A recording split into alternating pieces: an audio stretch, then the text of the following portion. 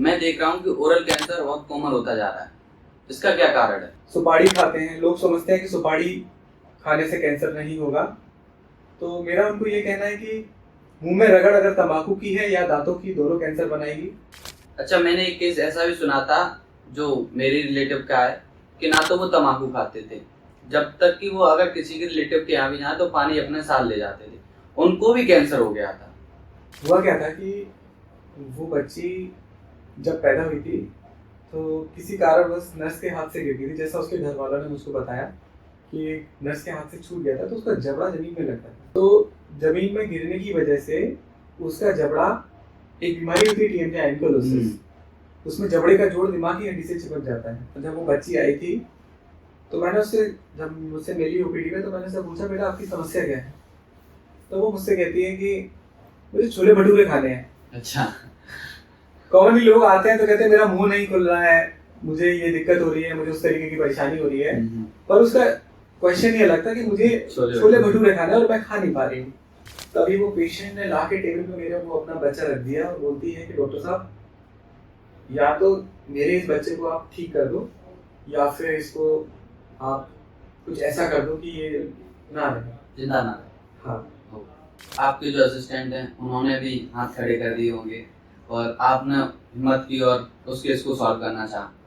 उसमें क्या होता है कि मैगेट्स पड़ जाते हैं, मतलब गंदगी की वजह से, कहते हैं it's a sin of God, कीड़े पड़ जाते हैं। तो पेशेंट थोड़ा मेंटली रिटार्डेड थी और लगभग मोर देन 200 उसमें मैगेट्स, कीड़े जो होते हैं, वो उसके मुंह में थे, साइनस में थे, नाक में घुसे हुए थे। तो व्हेन शी केम, उसके मुंह से बाहर निकल रहे थे। पेशेंट के बाल, थ्रेशर में जो सामान वो धान वगैरह डालते हैं, हाँ, तो बाल चले गए थे उसके। अच्छा। तो वो फीमेल किसी तरीके से, उसके बाल पूरे चले गए, तो पूरी स्कैल्प यहाँ से, मतलब उसका सिर्फ आगे का फोरहेड रह गया था और पूरा एक साइड का कान और पूरा हिस्सा गला सब अलग पड़ा हुआ था। नमस्कार साथियों, स्वागत है आपका द एमका शो में। आज हमारे साथ हैं डॉक्टर हिमांशु उपाध्याय और मुझे भी ये शब्द बड़ा बोलने में वो लग रहा है कि मैं पहली बार सुना, मैक्सिलोफेशियल सर्जरी। हाँ जी, ये सर्जरी, इसका नाम है ओरल एंड मैक्सिलोफेशियल सर्जरी और मैं एक मैक्सिलोफेशियल सर्जन हूँ।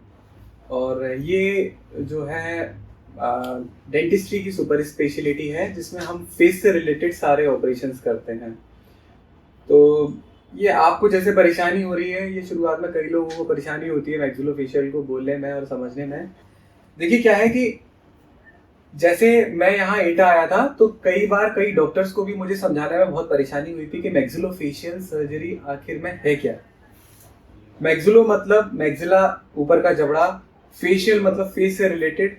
तो हम इसमें चेहरे से संबंधित सारी समस्याओं के ऑपरेशंस करते हैं, ये सारी हड्डियों का ऑपरेशंस करते हैं और उनकी जो विकृतियां होती हैं उनको ठीक करते हैं। नमस्कार दोस्तों, मैं हूँ डॉक्टर हिमांशु उपाध्याय और मैं जो हूँ एटा में, मेरा एक हॉस्पिटल है doctor Himanshu Upadhyay face hospital, और मैं वहीं अपने पेशेंट्स को देखता हूँ। और उसके अलावा मैं आसपास के जिलों में भी ऑपरेट करता हूँ, जैसे कासगंज है, मैनपुरी है, इटावा है और आगरा भी कई हॉस्पिटल्स में ऑपरेट करता हूँ। और मुझे लगभग 8 से 10 साल हुआ है एटा में आए हुए और तब से मैं लगातार बहुत अच्छा सर्जरीज मुझे मिल रही है और लोगों को बहुत अच्छा आशीर्वाद मिल रहा है। अच्छा सर, आपने मैक्सिलोफेशियल सर्जरी के बारे में बताया। मैक्सिलोफेशियल सर्जरी बनते कैसे हैं? सबसे पहले देखिए, मैक्सिलोफेशियल सर्जरी को ऑप्ट करने के लिए सबसे पहले आपको बीडीएस करना होगा, बैचलर ऑफ डेंटल सर्जरी। और उसके लिए आपको 12th में जो इंटरमीडिएट है उसमें बायोलॉजी स्ट्रीम आपको लेना पड़ेगा। फिर नीट का एग्ज़ाम देना है। हमारे टाइम पे पहले सीपीएमटी हुआ करता था और फिर उसके बाद में आपको नीट के एग्ज़ाम देने के बाद में आपको कॉलेज मिलेगा, कॉलेज सिलेक्शन करना है, आपको डेंटिस्ट्री इसमें चूज़ करनी है। फिर उसके बाद में आपको नीट पीजी का एग्ज़ाम देना है, जैसे आपकी डेंटिस्ट्री 5 साल की कंप्लीट हो रही है।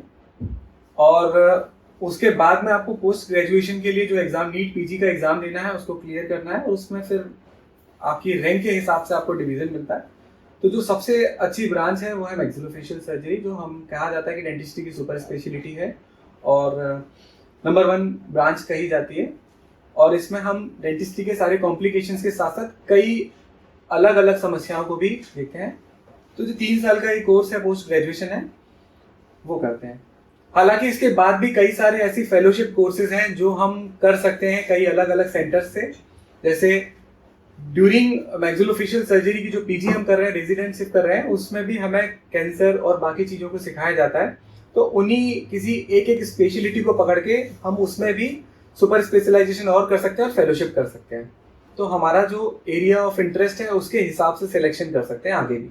अच्छा सर, आपने बताया कि मैं एटा, कासगंज, मैनपुरी में प्रैक्टिस कर रहे हैं, आपने बड़े शहर में क्यों नहीं प्रैक्टिस करना चाहा?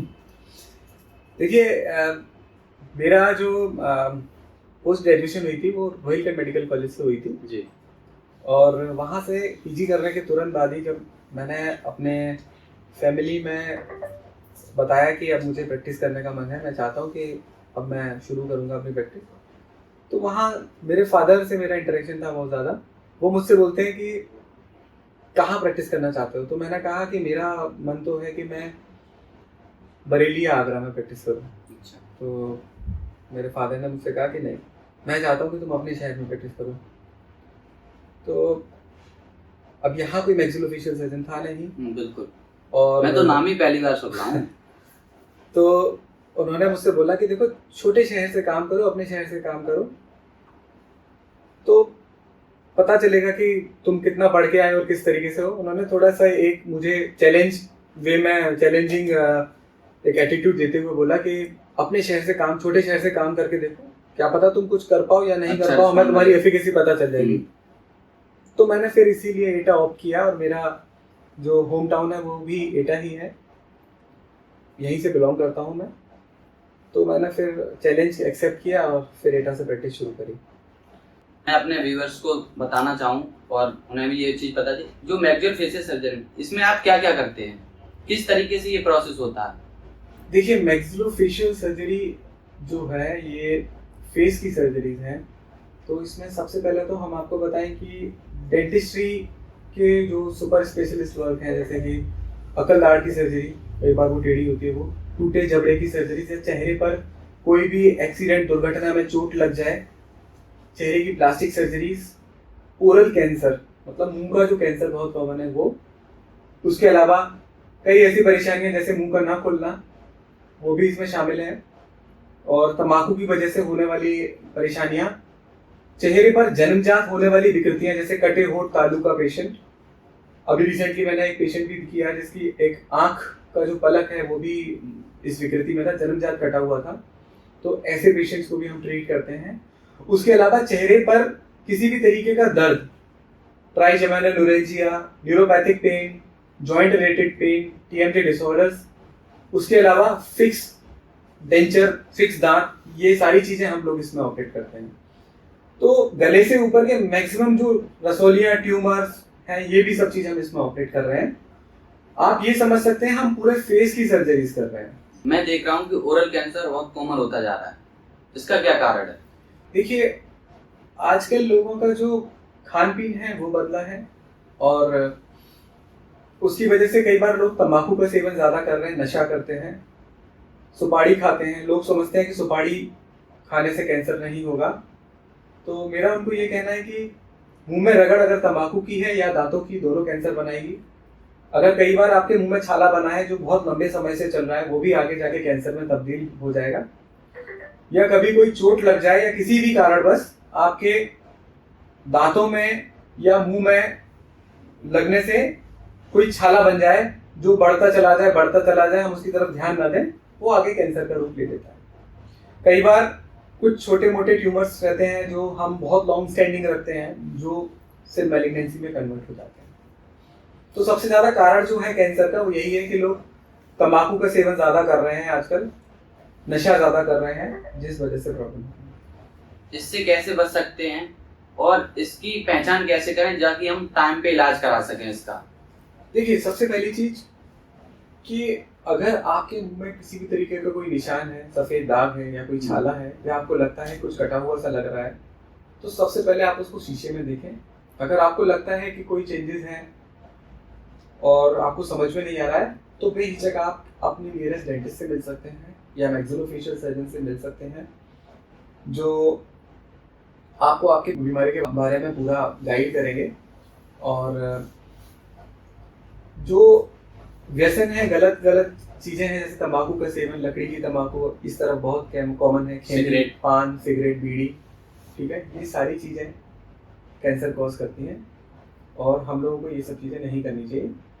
दांतों का नुकीला होना, एक एज के बाद दांतों का नुकीला होना भी मुंह में कई बार कैंसर कॉज कर देता है। कैसे? वो छाला बनाएगा, रगड़ होगी दांतों से, जो इन फ्यूचर आपको कैंसर में कन्वर्ट हो जाएगा और आपको परेशानी। इस केस में मुंह कम खुलता है लोगों का, और क्या कारण है, क्या इलाज है? देखिए, मुंह कम खुलना जो है वो उसको हम ओरल सबम्यूकस फाइब्रोसिस कहते हैं, जो मोस्ट कॉमनली तंबाकू खाने की वजह से ही होता है। जो हम मुंह में तंबाकू दबा कर रखते हैं उसकी वजह से शुरू होता है और धीरे धीरे हमारी माउथ ओपनिंग कम हो जाती है। उसमें कई बार ऐसा लगता है कि हमारा जो गाल है वो सख्त होते जा रहे हैं, हमारा मुंह फुलाने में प्रॉब्लम हो रही है और मिर्च मसाले जो लग रहे हैं, खाना खाते में मिर्च का सेवन नहीं कर पाते हैं, मुंह में जलन रहती है, ऐसा लगता है मुंह में आग लग रही है, कुछ चलता हुआ सा रहता है। तो ये सारी चीजें एक ओरल सबम्यूकस फाइब्रोसिस का ही एक लक्षण है। और जितना हम इसको इग्नोर करेंगे उस हिसाब से हमारी माउथ ओपनिंग कम होती जाती है और कई बार एक छाला डेवलप हो जाता है जो हमें पता ही नहीं चलता है कि मुंह में छाला हो गया है, जो धीरे धीरे धीरे धीरे कैंसर का रूप ले लेते हैं। तो ओरल सबम्यूकस फाइब्रोसिस एक प्री मैलिग्नेंट कंडीशन है, मतलब आप कह सकते हैं कैंसर से पहले की एक कंडीशन है जो बाद में कैंसर कॉज करती है। अच्छा, मैंने एक केस ऐसा भी सुना था जो मेरे रिलेटिव का है कि ना तो वो तम्बाकू खाते थे, जब तक कि वो अगर किसी के रिलेटिव के यहाँ भी जाए तो पानी अपने साथ ले जाते थे, उनको भी कैंसर हो गया था। हाँ, ऐसा होता है।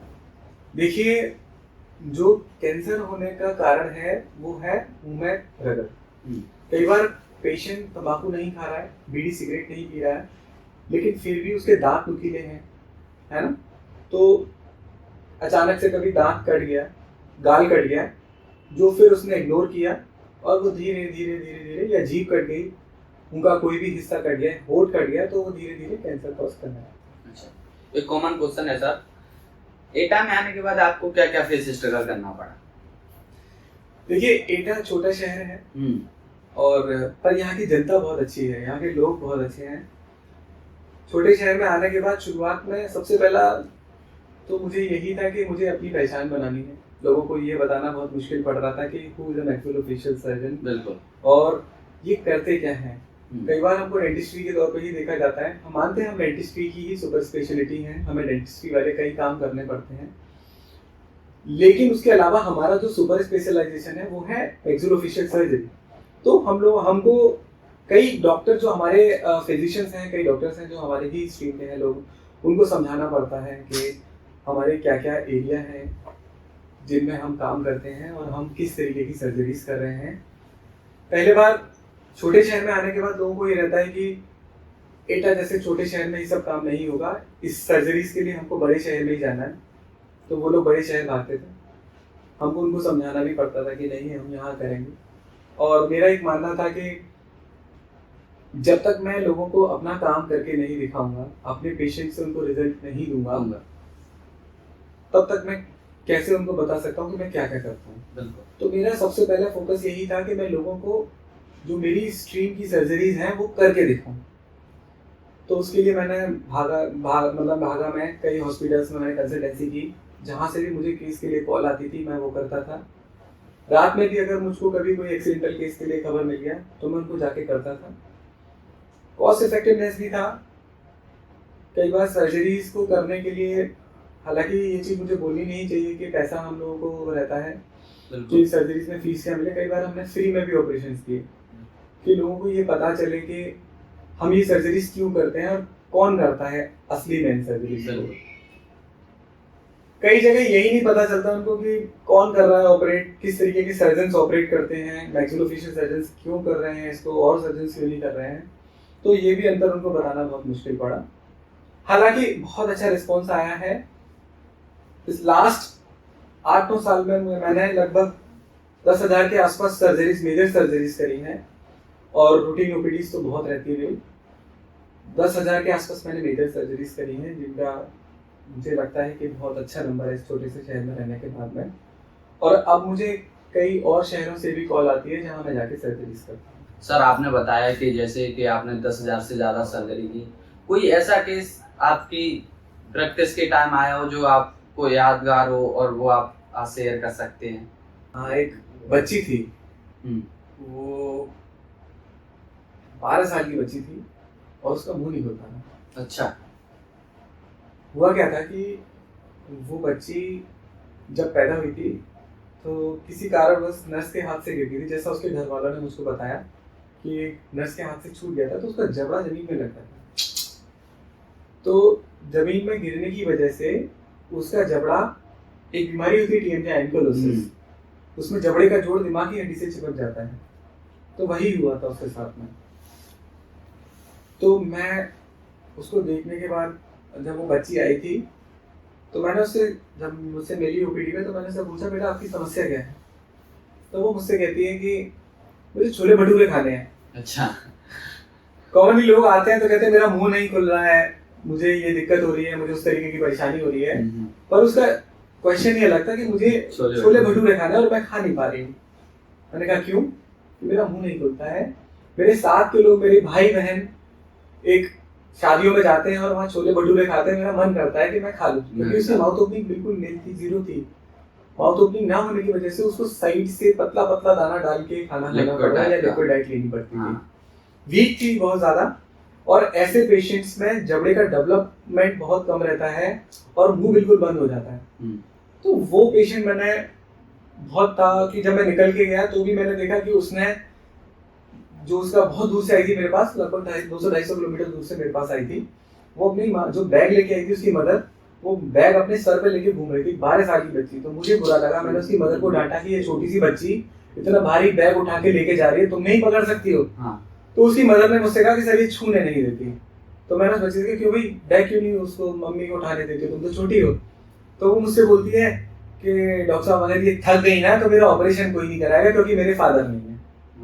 उसकी माँ जो थी एक ब्यूटी पार्लर में काम करती थी और वो भी फादर नहीं थे उस बच्ची के। और उस बच्ची की ये बातें देखकर मुझे एकदम से मेरा मतलब दिल पसीज गया। मुझे ऐसा लगा कि अब तो मुझे इसको सही करना है किसी भी तरीके से। तो मैंने बहुत जल्दी उसकी सर्जरी लगाई इस बच्ची की।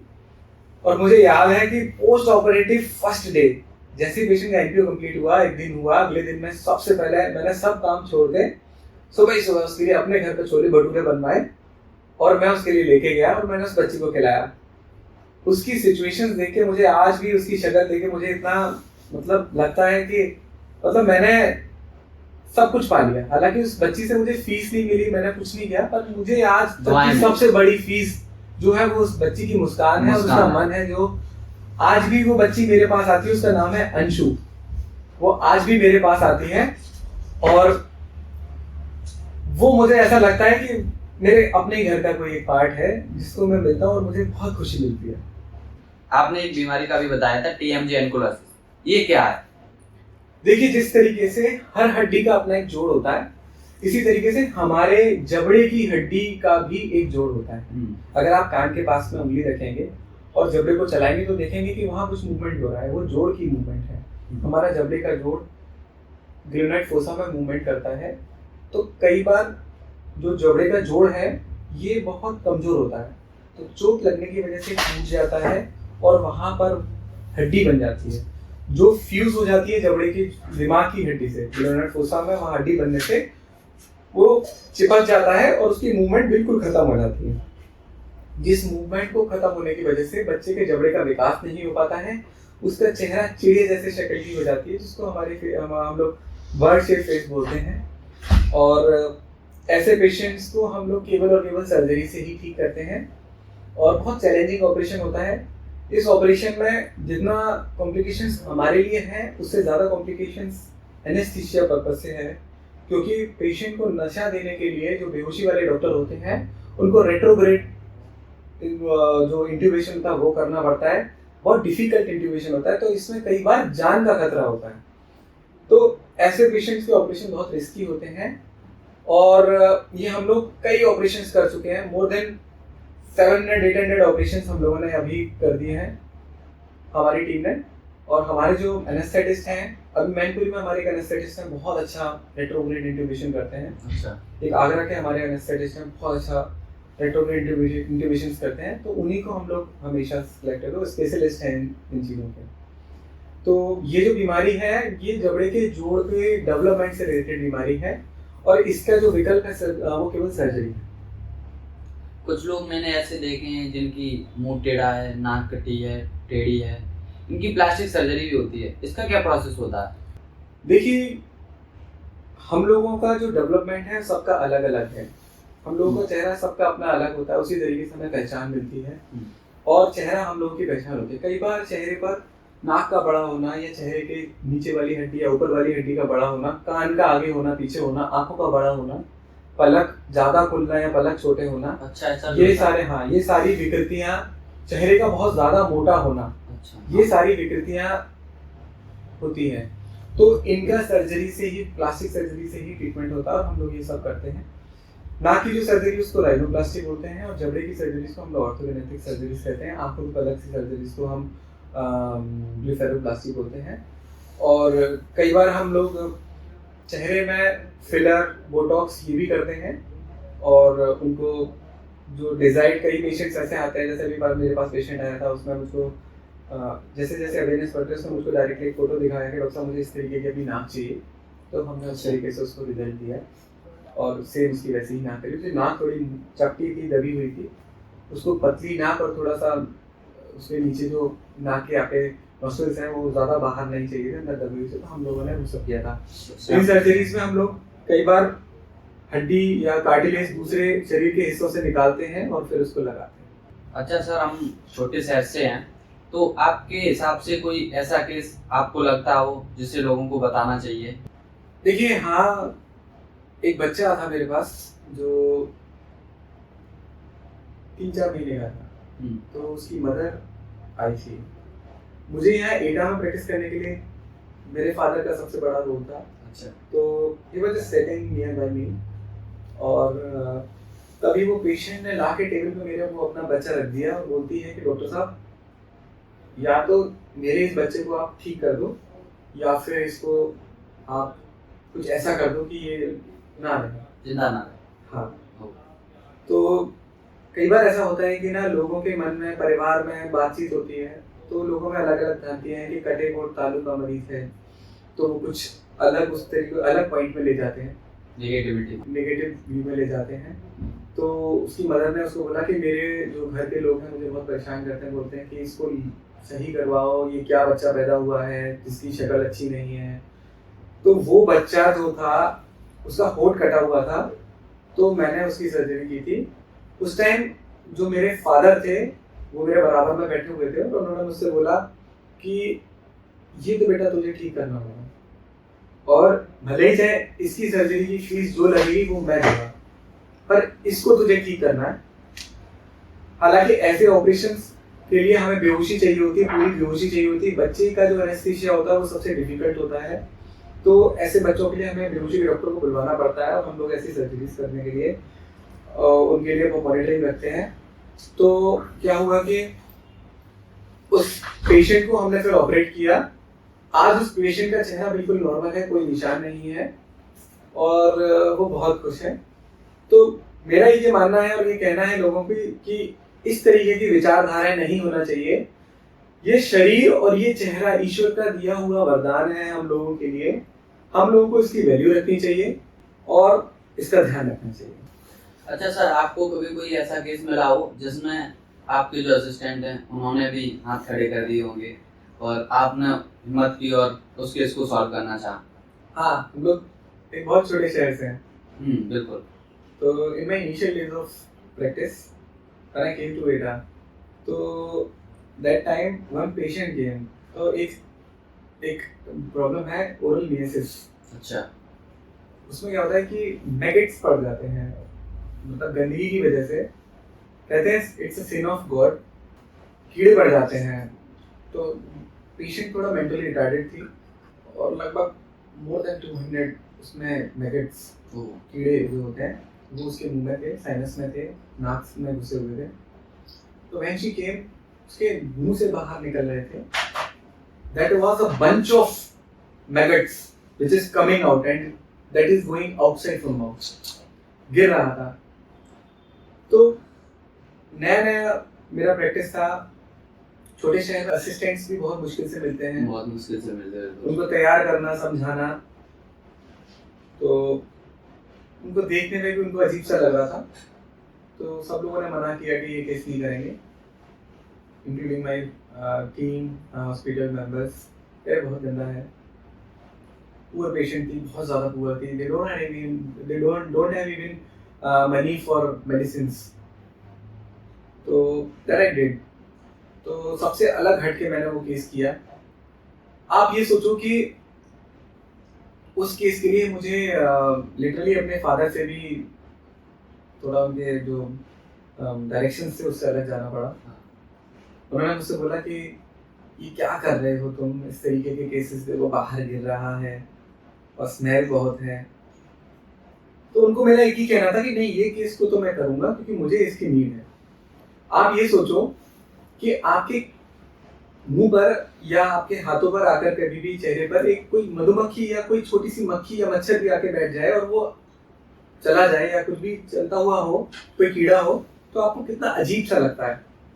आप इमेजिन करो उस मरीज के 200 से ऊपर सुइयां, मैगट्स घूम रहे हैं चेहरे में और रेंग रहे हैं, काट रहे हैं उसको बार बार.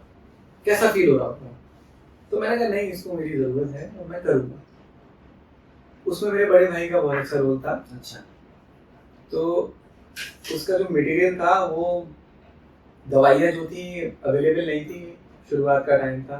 तो मेरे बड़े भाई ने मार्केट में भाग के दौड़ लगा के जल्दी जल्दी लेके आए, चुपचाप ला के मुझे दिया, तू कर, मैं बाहर सबको संभाला. उसके बाद से ओटी में जो स्मेल थी, बदबू थी, वो बहुत ज़्यादा थी और my father was angry with me कि मेरी बात नहीं मानता. तो मैं जो भी करता हूँ आज, मेरे जो भी हाथ चलते हैं सब उन्हीं का आशीर्वाद है कि मैं उन्हीं की वजह से करता हूँ. लेकिन फिर भी वो नाराज थे उस दिन मुझसे. पर जैसे मैंने उस केस को किया, अगले दिन आई वाज इन ओपीडी और my father was going somewhere else. तो शी केम. उसके साथ वाला बंदा था नारद. नारद मुझसे आज भी टच में है और बहुत दूर से आया था. तो वो मुझसे, उसकी जो पेशेंट थी, उसने मेरे फादर से के हाथ जोड़े बोला कि नमस्ते करके बोला कि आप डॉक्टर के मतलब हम लोगों की तरफ जो लैंग्वेज है, क्या आप डॉक्टर के बाप हो, इस तरीके से पूछा. तो उसने बोला क्या ये डॉक्टर तुम्हारा ही लड़का है, इस तरीके से उन्होंने फीमेल पेशेंट ने मेरे फादर से बोला. तो उन्होंने हाँ. तो कहती है कि आज मैं 7 दिन बाद सोई हूँ. मतलब मुझको कीड़ों की वजह से मुझे नींद नहीं आ रही थी, तुम्हारे लड़के ने मुझे दूसरी जिंदगी दे दी. तो मेरे फादर तुरंत अंदर आए और उन्होंने मुझे गले से लगाया. बहुत कम होता है कि एक फादर अपने बेटे को गले से लगाए और उसको, वो चाहते हैं कि थोड़ा स्ट्रिक्टनेस से अपने बच्चे को देखना है. हाँ. ताकि वो आगे सही कदम पर चले, लड़कों को स्पेशली. बिल्कुल. तो वो मुझे बहुत यादगार है वो चीज़. और फिर उसके बाद से तो कई एमबीसीएस के केसेस हैं जो मैं करता रहता हूँ. अब तो मेरी पूरी टीम मुझे कोऑपरेट करती है. हालांकि वो केस मुझे पूरा अलग करना पड़ा क्योंकि मेरी टीम का कोई बंदा नहीं था, सबने डिनाई कर दिया था करने के लिए.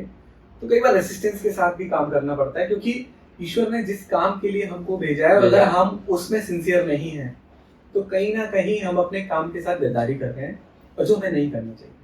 मैंने कई बार अपने रिलेटिव से भी सुना है, इटा में है, मेंटोरिना में, कि आपके ओपीडी में बहुत भीड़ रहती है, बहुत काफ़ी मरीज देखते हो आप एक दिन में.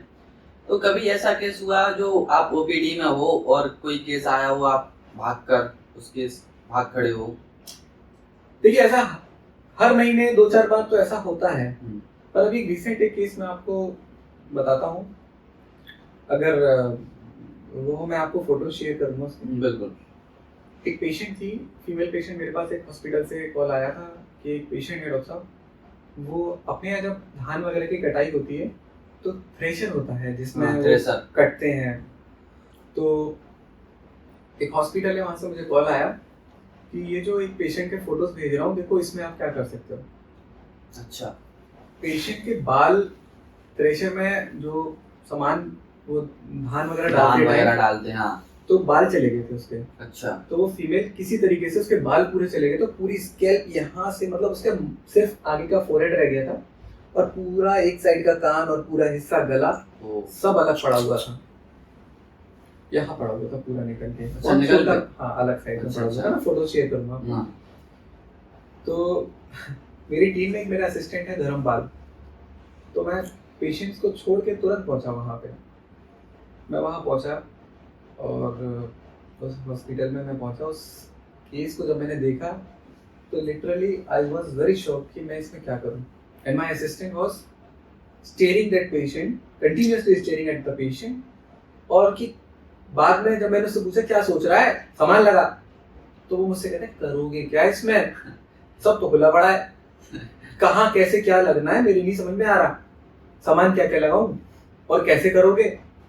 क्योंकि जब मैंने उस पेशेंट को देखा तो उसके गले की पूरी हड्डी दिख रही थी, नेक वेन्स, कई ऐसी आर्टरीज और वेन्स कटी हुई थी जहां से ब्लीड हो रहा था। तो वो पेशेंट मेरे लिए बहुत अच्छा था, अभी रिसेंट पेशेंट है तो याद भी है। तो उसमें हम लोगों ने तुरंत के तुरंत प्राइमरी क्लोजर किया, उसका एक साइड का कान बनाया है और पूरा कान उसका, लेकिन वो चला नहीं, फेल हो गया वो एक साइड का कान। कई बार ऐसा होता है कि सर्जरीज कई बार हमें मल्टीपल टाइम करनी पड़ती हैं, तो वही है, इसमें दूसरी सर्जरी होगी। वो पेशेंट 1-2 महीने से लगातार मेरे पास आ रहा है। उसके सर का इतना बड़ा हिस्सा नहीं है, उसके बाल नहीं है, तो उस पर हम लोगों ने पैर की खाल निकाल के सर पे लगाया है। ऐसा हो जाता है? हाँ, और वो खाल हम लोगों ने लगाई है और उसके पूरा रीजनरेट किया है वहाँ पे टिश्यू को, तो बहुत अच्छा रिजल्ट आ रहा है उसका। लगभग पूरा जो टिश्यू लॉस था वो हमने कवर कर चुके हैं। अब एपिथेलाइजेशन रह गया, मतलब ऊपर की खाल बनी रह गई है थोड़े से हिस्से की, वो उसके भी फोटोज मैं आपको शेयर करता हूँ, वो भी आप देखिएगा। तो बहुत अच्छा रिजल्ट आया है। तो वो ऐसा एक पेशेंट मुझे अभी रिसेंट बहुत याद है और मुझे मजा भी आया उसको करने के बाद में। हालांकि ऐसे केसेस के लिए बेहोशी की नीड थी और हमारे एनेस्थेटिस्ट किसी दूसरे केस में बिजी थे, तो वो केस हम लोगों को अंडर लोकल एनेस्थीसिया करना पड़ा था। जो उसकी सेकंड सर्जरी थी जिसमें हमको स्किन फ्लैप निकालकर उसके फोरहेड पे लगाना था, स्कैल्प पे लगाना था, वो हमने नेक्स्ट सर्जरी में हमने किया था। हालांकि वो पेशेंट अब बहुत हेल्दी है, ठीक है। उस पेशेंट में सबसे ज्यादा जो मैं थैंकफुल रहूंगा वो पेशेंट का रहूंगा और ऊपर वाले का रहूंगा जो आज वो जिंदा है। हम लोग तो अपना काम करते हैं पेशेंट को ठीक करने में, लेकिन जो असली रोल है वो है पेशेंट की हीलिंग, पेशेंट का ध्यान रखना और कहीं ना कहीं भगवान का आशीर्वाद। अच्छा, जो उसका कान है क्या उसको दोबारा लग सकता है वो कान? सी, जो डेंटिस्ट्री है वो अलग 9 स्पेशलिटीज में डिवाइडेड है। तो हमारे डेंटिस्ट्री में एक स्पेशलिटी है मैक्सिलोफेशियल प्रोस्टोडोंटिस्ट। मैक्सिलोफेशियल प्रोस्टोडोंटिस्ट मेरी एक टीम में डॉक्टर है मैक्सिलोफेशियल प्रोस्टोडोंटिस्ट, वो कान को भी बनाते हैं और ऐसे हम लोगों ने कई केसेस में किया है। एक फेस का एक फोटो मैं आपको दिखाऊंगा, उसमें चेहरे का हमने उसका रिकंस्ट्रक्शन किया है। पेशेंट का कैंसर ऑपरेट होने के बाद में डिफेक्ट है चेहरे पर। अच्छा। एक पूरा हिस्सा इतना खाली है जो फ्लैप वगैरह से नहीं कवर हो पा रहा है। जैसे हमें कई बार फ्लैप्स निकालकर चेहरे को कवर करना पड़ता है, जो कैंसर में हम मांस हटाते हैं वो सारा मांस को भरना पड़ता है, तो कई बार सर्जरीज के बाद भी वो खुला रह जाता है। तो ऐसे जो सर्जरी से ठीक ना हो पाने वाले केसेस हैं उनको हम फ्लैप से करते हैं, वो मैक्सिलोफेशियल प्रोस्टोडोंटिस्ट से करते हैं, प्रोस्टो से काम करते हैं उसमें। तो वो जो प्रोस्टोडोंटिस्ट होते हैं वो आर्टिफिशियल मटेरियल से उसको बनाते हैं। तो इस पेशेंट का पूरी तरीके से कान नहीं है, तो उस कान के जो बाहरी हिस्सा है पिन्ना, उसको हम बनाने के लिए उसकी मेस्टोइड बोन में कुछ इम्प्लांट्स डालते हैं, छोटे छोटे इम्प्लांट्स डालते हैं, स्क्रू डालते हैं, एक साधारण सी भाषा में बोलूं। उस स्क्रू के ऊपर वो कान हम इधर से रेप्लिका बना के वो इधर एक सिलिकॉन का कान बना के लगा देते हैं। अच्छा। जो जो एक नेचुरल सा लुक आएगा और डिटेचेबल भी रहेगा। तो वो अगला ही प्रोसेस है, वो भी हम आपको करेंगे, वो भी करके उस पर फोटोज आपको शेयर करेंगे और ये भी हो जाता है कई केसेस में। काफी लोग यहाँ पे बोलते हैं, सोचते हैं कि डॉक्टर है बहुत पैसा है, बहुत कमाता है, इस तरह की मानसिकता है लोगों की, क्या है ठीक है? मेरे हिसाब से डॉक्टर होना ना एक जिम्मेदारी है। डॉक्टर होने के लिए तो बहुत मेहनत से डॉक्टर बना जाता है, बिल्कुल पढ़ाई की जाती है और उन सब चीज़ों के बावजूद भी सबसे मेन है आपका अपने काम के प्रति डेडिकेशन। तो पैसा इस प्रोफेशन के लिए कुछ नहीं है। हम जितने भी डॉक्टर्स हैं उन सब के लिए सिर्फ एक ही चीज़ है, मरीज। अगर हम जिस दिन मरीज देखेंगे उस दिन हमें बहुत अच्छा लगता है। जिस दिन हम लोग मरीज नहीं देखेंगे तो ऐसा लगता है कि आज दिन ही नहीं है, हमने कुछ अच्छा नहीं किया। तो हम लोग की एक हैबिट होती है मरीजों को देखना, और यही हम लोग का पैशन होता है और यही हमारी डिमांड है। तो पैसा को नहीं मान सकते। ये एक सेवा का एक प्रोफेशन है। इसमें सिर्फ और सिर्फ सेवा के अलावा हम कुछ नहीं करते हैं। हम लोगों को अपना जीवन यापन करने के लिए भी अपनी फीस चाहिए होती है, लोगों को राय देने के लिए परामर्श शुल्क लेना पड़ता है, बस वही एक चीज़ है। सर्जरीज में हम लोगों को कई बार सामान की नीड होती है, और हम लोग कई बार अच्छी अच्छी सर्जरीज करने के लिए इक्विपमेंट्स की नीड होती है। वो सब चीज़ें हमारी सर्जरी से ही होगा। तो अगर लोग सोचते हैं कि ये पैसा कमाने का एक जरिया है तो ये बिल्कुल गलत है। एक सेवा का प्रोफेशन है और बिना उसके ये कुछ नहीं है। तो मेरा मानना ये है कि ये पैसे से इसको नहीं आंकना चाहिए। ये तो एक सेवा का काम है और हमारी जिम्मेदारी है इस चीज़ को करना। हर कोई डॉक्टर नहीं है, ना बन सकता है, और अच्छा डॉक्टर पढ़ने के बावजूद भी अच्छा डॉक्टर बनने के लिए बहुत मेहनत करनी पड़ती है, और it's a life time process. पूरे जीवन भर ही हम लोगों को कुछ ना कुछ नया सीखना होगा। हमने काफ़ी सारी बातें की, तो मैं कुछ आपकी रियल लाइफ के बारे में जानना चाहूँगा। जो डॉक्टर की रियल लाइफ होती है, जो डेली रूटीन होता है, वो क्या होता है? देखिए, डॉक्टर का अपना कुछ नहीं है, अपनी लाइफ कुछ नहीं है। कई दिन हो जाते हैं कि मैं अपने सिस्टर से, अपनी मदर से बात नहीं कर पाता हूँ, अपने भैया से बात नहीं कर पाता हूँ। सुबह मेरा ही जो शेड्यूल है, हम 4 साढ़े 4 को उठते हैं, स्टडीज करते हैं, कुछ नया तो हमारे नई रिसर्चेज होती हैं उनको पढ़ते हैं। उसके बाद में हमारा शेड्यूल प्रिपरेशन रहती है डेली ओटीज़ के लिए। बीइंग अ मैक्सिलोफेशियल सर्जरी, हम लोगों को कई बार इमरजेंसीज में भी ऑपरेशन देखने पड़ते हैं, तो हमारी कोई जो प्लांट सर्जरीज होती हैं, इलेक्टिव सर्जरीज होती हैं, वो हम मॉर्निंग में प्लान करते हैं। तो हमारी ड्यूटीज़ जनरली 7 बजे से शुरू हो जाती है सुबह। क्योंकि मैं कई और ज़िलों में भी ऑपरेट करता हूँ तो उसके लिए मुझे और जल्दी जाना पड़ता है, तो हम अर्ली मॉर्निंग भी निकल जाते हैं। तो सुबह करने के बाद में 10 बजे से मेरी ओपीडी शुरू रहती है। ओपीडी शाम के 6 बजे तक लगातार हमको ओपीडी देखनी होती है, और उसमें से कई बार ऐसे केसेस होते हैं कि जिनको माइनर सर्जरीज हैं, हमको शाम तक करना है, उनको देखना है, तो उसके लिए हम लोग फिर रात में प्लान करते हैं। बीच में कभी खाना पीना जो होता है, लंच वगैरह होता है, वो हम लोग कर लेते हैं स्पेस मिलते ही। और रात में कई बार लेट नाइट, जैसे कल रात को ही मैं 2 बजे एक हॉस्पिटल से लौटा हूँ। आज सुबह मैनपुरी में मेरा एक ओपीडी पेरिफेरल ओपीडी प्लान थी, तो उस हॉस्पिटल के लिए मुझे आना था, और सर्जरी भी थी मेरी एक, तो उसके लिए मुझे सुबह जल्दी निकलना पड़ा। तो मैं सुबह 6 बजे घर से निकल आया, और फिर अब आके वो सर्जरीज कंप्लीट किया है। यहाँ से जाने के बाद भी मेरा फिर अपने हॉस्पिटल में ओपीडीज रहेंगी और भी दूसरी जगह जाना है। तो हम लोगों का जो टोटल पूरा शेड्यूल रहता है वो सिर्फ patient surgery patient, nothing more than that. और ये हर डॉक्टर के साथ रहता है, क्योंकि कहीं ना कहीं जो डॉक्टर्स हैं सबको यही रहता है कि आज मैंने पेशेंट देखते हैं, मेरे लिए वो बंदा इतनी दूर से आया है दिखाने के लिए, जिसको हमें देखना है और ठीक करना है। पैसा और देखना उससे ज्यादा, जब वो ठीक होके ये बोलता है ना, डॉक्टर साहब आपने हमें सही कर दिया, हम लोगों के लिए सबसे बड़ी फीस ही वही होती है। हम लोगों ने बहुत सी बातें की। जो बच्चे नीट की तैयारी कर रहे हैं, जो कुछ डॉक्टर की प्रैक्टिस कर रहे हैं, बनना चाह रहे हैं, उनके लिए आप एक लास्ट मैसेज क्या देना चाहते हैं?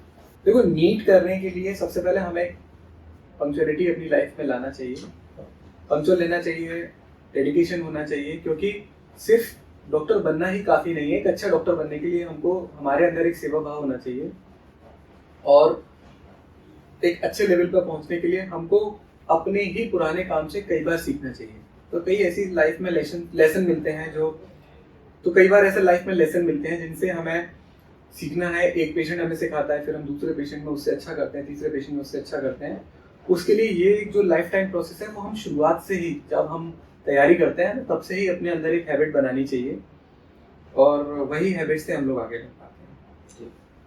बहुत बहुत धन्यवाद सर आपका, हमारे लिए आपने कीमती समय निकला। Thank you so much. और धन्यवाद सर।